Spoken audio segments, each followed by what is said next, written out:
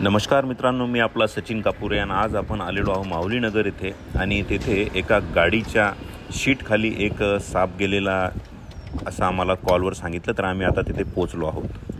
मित्रांनो, परत एकदा स्वागत आहे सर्वांचं आपल्याच यूट्यूब चॅनलमध्ये. आज आपण परत आलो आहे कन्हैया नगरमध्ये. कुणाची आहे गाडी? नाव विठ्ठल रामेश्वर जगताप. विठ्ठल जगताप आहेत. त्यांच्या सीटच्या खाली त्यांना एक साप गेलेला दिसला. थंडीचे वातावरण असल्यामुळे साप ऊन खाण्यासाठी बाहेर येतात व कोणी आढळल्यास पटकन मग कुठेतरी लपण्याची जागा शोधतात. असाच हा साप या शीटच्या खाली गाडीच्या मध्ये जाऊन बसलेला आहे. खाली जाऊ नये फक्त.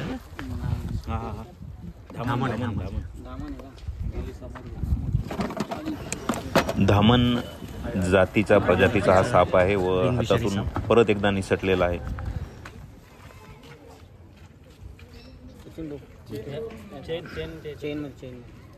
खाली गेला का?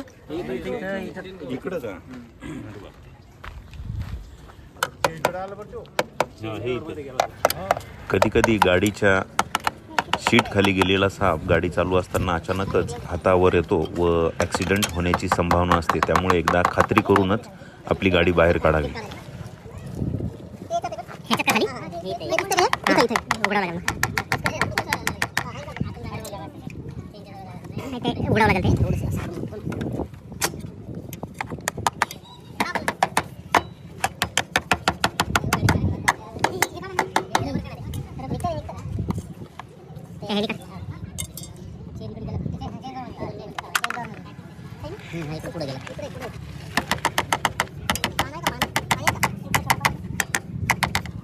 टूलबॉक्स या टूलबॉक्स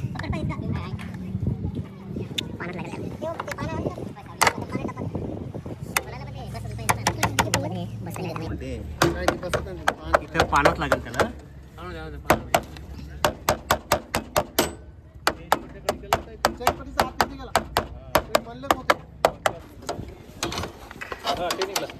येऊ दे तुम्ही काहीच बोलू नका.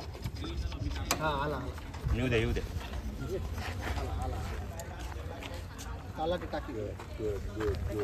पकड सचिन.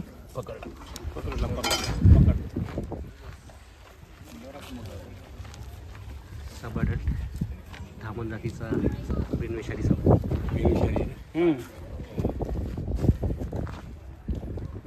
पूर्ण पिवळा, तोंड लंबुळकं निमुळतं ही ह्या सापाची ओळख. साप म्हणला कीच सामान्य जनतेमध्ये भीतीचं वातावरण निर्माण होतं. आधी यांच्या सांगण्यानुसार पार्किंगमध्ये होता. गाडी त्यांनी बाहेर आणल्यानंतर मग नंतर दिसला तो. इंग्लिश नाव रॅट स्नेक, मराठीमध्ये धामण, हिंदीमध्ये घोडापचड. ती इथे पिशवी कुठे? ती वरती बघ.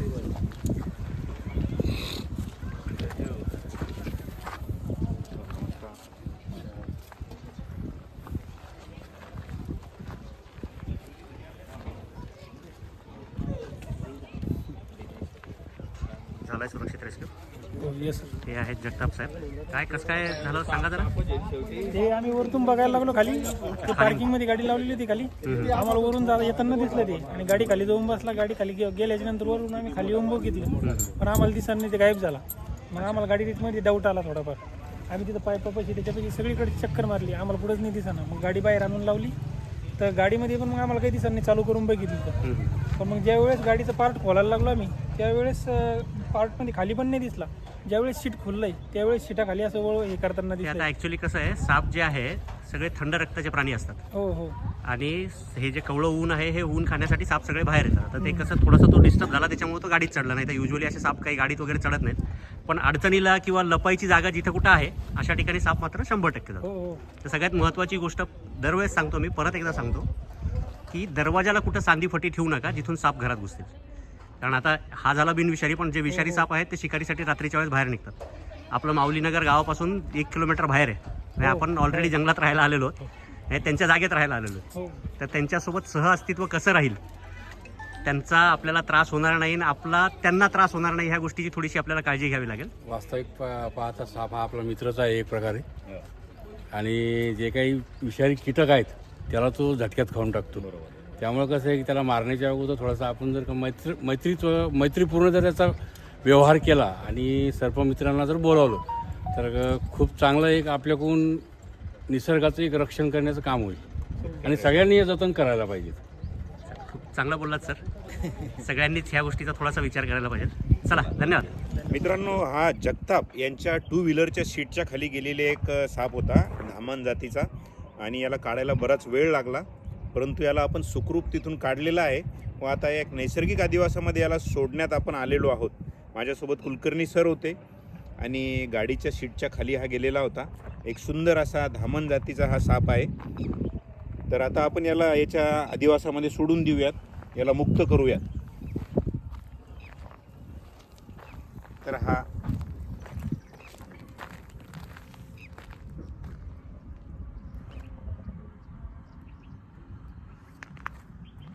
तर मित्रांनो, आपण याला मुक्त केलेला आहे. साप निघल्यास सर्पमित्रांना कॉल करा, कारण साप हा सर्वच मानवांचा आणि निसर्गाचा मित्र आहे. त्यामुळे त्याला न मारता सर्पमित्रांना कॉल करा व त्याचा जीव वाचवा. मी सचिन कापुरे, धन्यवाद.